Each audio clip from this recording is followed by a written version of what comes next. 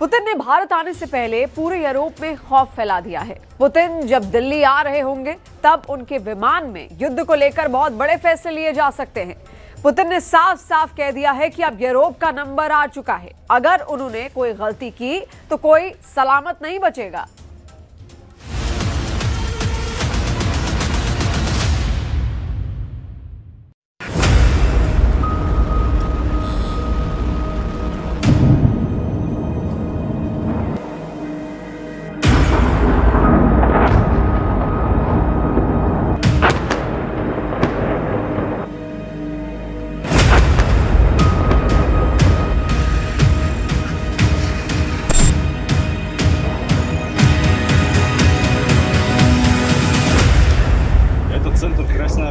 российская армия его ब्रोकोस्क पर पुतिन का कब्जा हो चुका है।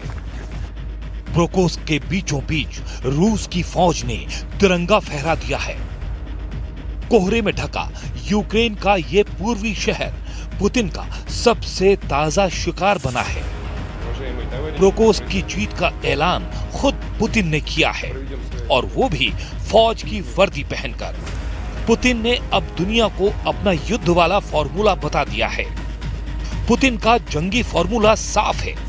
अगर जेलेंस्की ने सरेंडर नहीं किया तो यूक्रेन हाफ होगा और यूरोप पूरा साफ होगा।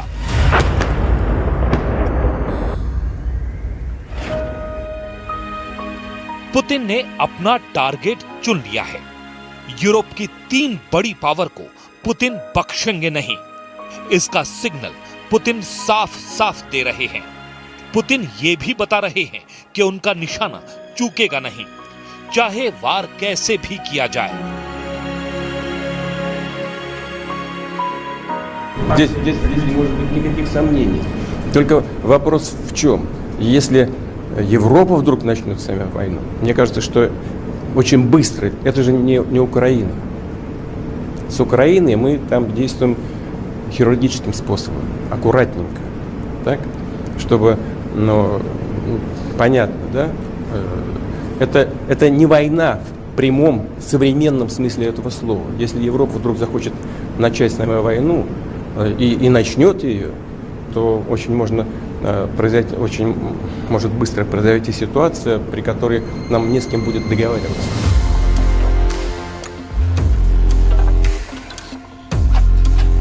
पुतिन की वार्निंग ने पूरे यूरोप में कोहराम मचा दिया है। ब्रोकोस्क में जीत को लेकर पुतिन इतना ज्यादा जोश में है कि वो किसी भी वक्त रूस की सेना को यूरोप की तरफ कूच करने का ऑर्डर दे सकते हैं। पुतिन ने यूरोप के देशों को बहुत बड़ी वार्निंग दी है। पुतिन ने कहा है कि अगर यूरोप ने रूस के खिलाफ युद्ध शुरू किया तो वो जवाब देने के लिए तैयार हैं। पुतिन ने वार्निंग दी है कि अगर यूरोप युद्ध शुरू करता है तो सब कुछ इतनी जल्दी खत्म होगा कि बातचीत करने वाला कोई नहीं बचेगा। पुतिन का दावा है कि यूक्रेन में रूस सिर्फ सर्जिकल ऑपरेशन कर रहा है, यानी एक दायरे में जंग हो रही है। उन्होंने कहा है कि अगर यूरोप के साथ सीधी जंग हुई तो रूस पूरी ताकत से जवाब देगा और सब कुछ तबाह कर दिया जाएगा। जर्मनी के विदेश मंत्री ने 25 नवंबर को दावा किया था कि रूस अगले 4 साल में किसी नेटो देश पर हमला कर सकता है, लेकिन पुतिन के इरादे देखकर लगता है कि रूस शायद इतना लंबा इंतजार ना करे।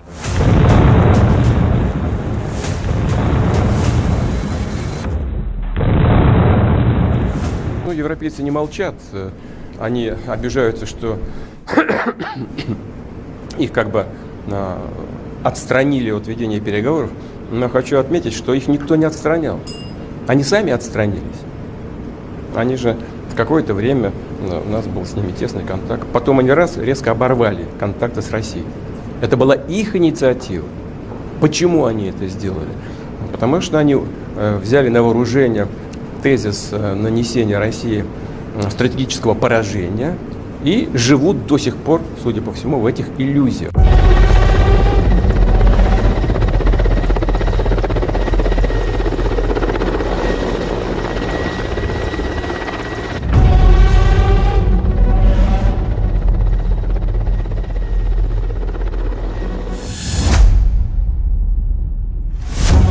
यूक्रेन युद्ध को शुरू हुए 4 साल होने वाले हैं और पुतिन की वार्निंग के बीच दूसरा सच ये भी है कि रूस अभी तक यूक्रेन पर पूरी तरह कब्जा नहीं कर पाया है।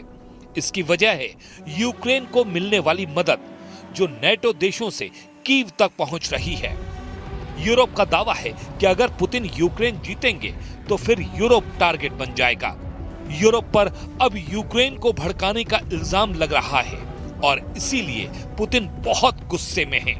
उन्होंने कहा है कि यूरोप के देशों ने खुद ही रूस से बातचीत के सारे रास्ते बंद कर दिए हैं, क्योंकि वो अब सुलह समझौता नहीं चाहते बल्कि लंबा युद्ध करना चाहते हैं। पुतिन ने जब से यूरोप पर निशाना साधा है, जेलेंस्की के होश उड़ गए हैं। उन्हें लग रहा है कि पुतिन पूरे यूरोप को पीछे धकेलकर अब यूक्रेन पर फाइनल असॉल्ट करने जा रहे हैं। Between us, it's very difficult to comment the words of leader of Russia because he really doesn't want to finish this war because he didn't get all the goals what he wanted at the very beginning of this aggression. He wanted to destroy us totally, our. सवाल है कि Putin का युद्ध भड़काने वाले Europe के 3 leader कौन हैं? बहुत गौर से देखिए, क्योंकि अब यूरोप पर ही टिका हुआ है पूरा यूक्रेन युद्ध, या आप कह सकते हैं कि नेटो माइनस अमेरिका वाले यूरोप को ही अब यूक्रेन में लड़ाई को आगे बढ़ाने का एहसास हो चुका है। पहले हैं फ्रांस के राष्ट्रपति इमैनुअल मैक्रोन, दूसरे हैं ब्रिटेन के प्रधानमंत्री कीर स्टारमर, तीसरे हैं जर्मनी के चांसलर फ्रेडरिक मर्ज। ये तीनों इस वक्त पुतिन की आंखों की सबसे बड़ी किरकिरी बने हुए हैं। बड़ी खबर ये भी है कि भारत में तीनों देशों के राजदूतों ने अब लेख लिखकर पुतिन के खिलाफ माहौल बनाना शुरू कर दिया है। मोदी जी का स्थान राष्ट्रपति पुतिन के लिए बहुत इम्पोर्टेंट रखता है और जब भी मोदी जी किसी बात को बोलते हैं तो हमारे देश में उसको काफ़ी सीरियसली लिया जाता है। अगर ट्रंप साहब का कोई प्रस्ताव है तो उस प्रस्ताव में आगे बढ़ना चाहिए। ये हम लोग आज से नहीं बोल रहे हैं। जब पहली मीटिंग हुई थी मिन्स्क में, जब पहली मीटिंग हुई थी, मिन्स्क का समझौता हुआ था, उसको तोड़वाने वाले भी जर्मनी और फ्रांस वाले थे।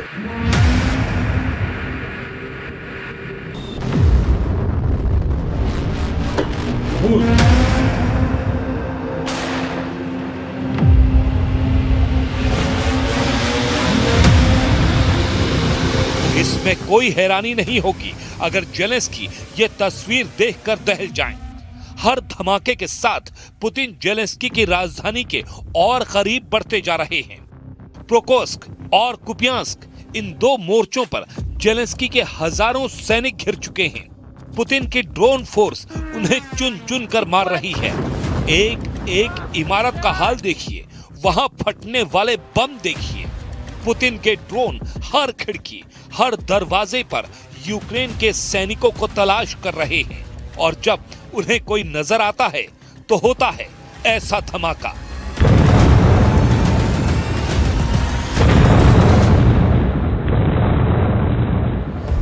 इस वक्त यूक्रेन के 2 शहरों पर पुतिन के हमलों ने जेलेंस्की की फौज की कमर तोड़कर रख दी है। एक है पोक्रोव्स्क, जो डोनेस्क शहर से 60 किलोमीटर पश्चिम में है, और दूसरा है कुपियांस्क, जो खार्किव शहर से 100 किलोमीटर पूर्व में है। ये दोनों शहर अब यूक्रेन जीतने वाली बाजी के गेटवे कहे जा रहे हैं। पोक्रोव्स्क एक लॉजिस्टिक हब है। अगर ये रूस के हाथों में पूरी तरह चला गया तो डोनेस्क में यूक्रेन हार जाएगा। पुतिन के कमांडरों ने अगर इन दोनों शहरों पर 100% कब्जा कर लिया तो समझिए पुतिन की फौज का अगला टारगेट फिर कैपिटल कीव होगा। Именно поэтому он и украинской стороны всегда обозначался в качестве одного из приоритетов в Донецкой Народной Республике, но и нашими вооруженными силами тоже. Наряду с рядом других укрепрайонов. А это тоже один из мощных укрепрайонов был. Сегодня он полностью находится в руках российской армии, как вот доложил совсем недавно командующий группировкой «Центр». Начать экстренно. यूक्रेन में ऐसे हमले देखकर कोई भी दहल जाए, लेकिन झटके पुतिन को भी लग रहे हैं। रूस के लिए भी ये युद्ध आसान नहीं रहा और पुतिन की बातों से ये साबित होता है। पुतिन ने कहा है कि रूस ने अब अपनी अर्थव्यवस्था को और पूरे देश को काफी हद तक युद्ध के हिसाब से ढाल दिया है।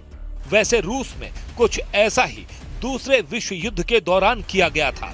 ऐसे में पुतिन के इरादे कितने खतरनाक हैं, ये सोचकर उनके विरोधी जरूर घबरा रहे होंगे, क्योंकि रूस में अब ज्यादा से ज्यादा सैनिकों की भर्ती की जा रही है।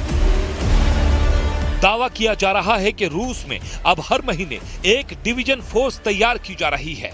एक डिवीजन यानी 10 से 15 हजार सैनिक हर महीने रूस की सेना में शामिल हो रहे हैं। ऐसी ही फौज के साथ पुतिन यूक्रेन के हर मोर्चे पर आगे बढ़ रहे हैं।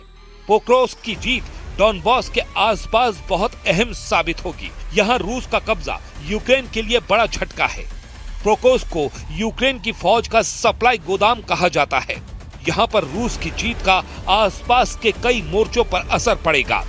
यूक्रेन का दावा है कि उसके फौजी अब भी पोक्रोव्स्क को बचाने के लिए लड़ रहे हैं और यहाँ बहुत ही खतरनाक युद्ध चल रहा है। यूक्रेन ने काला सागर में रूस के तेल टैंकरों पर हमले बढ़ा दिए हैं और इस बात से पुतिन बहुत ज्यादा भड़के हुए हैं। पुतिन ने चेतावनी दी है कि अगर यूक्रेन ने उसके तेल के टैंकरों पर हमले नहीं रोके तो यूक्रेन का समुद्र से कनेक्शन काट दिया जाएगा, यानी रूस समुद्र में उसके खिलाफ ब्लॉकेड लगा देगा। रूस ने कहा है कि वो यूक्रेन के बंदरगाहों और जहाजों पर अटैक करेगा। Второе. Если это будет продолжаться, мы рассмотрим возможность, я не говорю, что мы это будем делать, но рассмотрим возможность ответных мер в отношении судов тех стран, которые помогают Украине осуществлять эти пиратские акции. Ну, самый радикальный способ – это отрезать Украину от моря. Тогда ей невозможно будет заниматься пиратством в принципе. पुतिन ने नेटो देशों को आड़े हाथों लिया है।